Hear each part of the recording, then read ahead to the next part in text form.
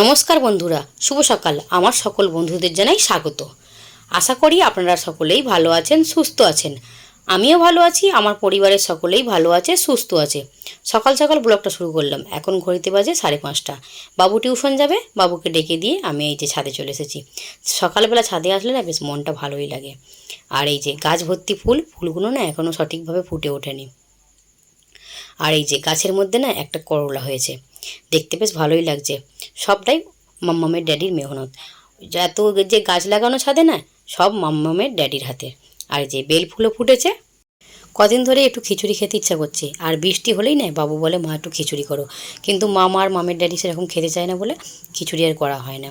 আজকে ভাবলাম তাহলে সকালবেলা একটু খিচুড়ি করি, দুপুরবেলা নয় ভাত করব। তাই জন্যে হাতে মেখে এই যে মশলা দিয়ে দিয়েছি, সব মশলা দিয়ে ভালো করে হাতে মেখে চটকে খিচুড়িটা বসিয়ে দিচ্ছি। একদম লো আঁচেতে আধা ঘন্টা মতো বসিয়ে খিচুড়িটা করে নেব।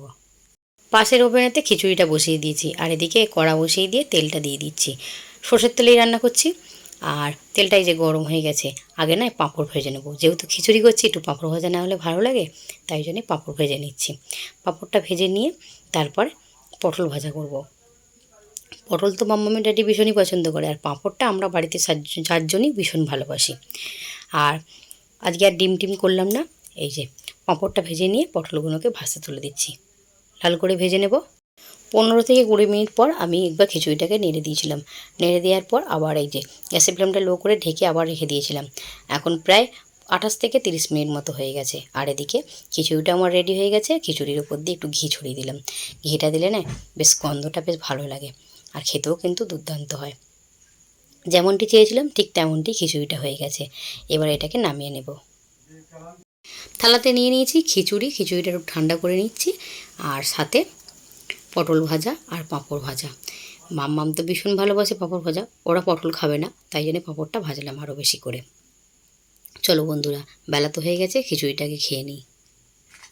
রথ দেখতে যেতে পারি না বলে কি জিলিপি খাবো না? মাম্মামের ড্যাডি গেছিলো ডিম আনতে, আমি ছিলাম দোকানে, বাবু আর মাম গেছে টিউশনে।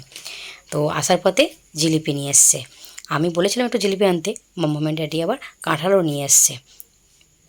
কাঁঠালটাকে ভেঙে নিয়েছি। এই যে 1 বাটি মতো কাঁঠাল হয়েছে, আর কাঁঠালটা না খুব সুন্দর হয়েছে, খাজা কাঁঠাল। যতবারই কাঁঠাল নিয়ে আসে ততবারই কাঁঠালটা গলা বেরোয়। এবারে কাঁঠালটা ভীষণ ভালো বেরিয়েছে। আর সাথে নয় সকালবেলা পেয়ারা নিয়ে এসেছিলো, খেতে ভালোবাসি, তো পেয়ারা দুটো খেয়েছি। মাম্মামের ড্যাডি একটা, আমি একটা, আর বাবু আর মামা আসলে কেটে দেবো। আর এই যে এদিকে জিলিপিটাও বার করে নিয়েছি। এখন ঘড়িতে 9:30 মতো আরে বাজে।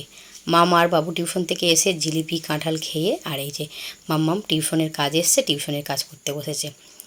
আর আজকের মতো ব্লগটা আমি এখানেই শেষ করছি। আমার ব্লগটা যদি আপনাদের কোথাও কোনো অংশে ভালো লেগে থাকে, একটা লাইক দিয়ে পাশে থাকবেন।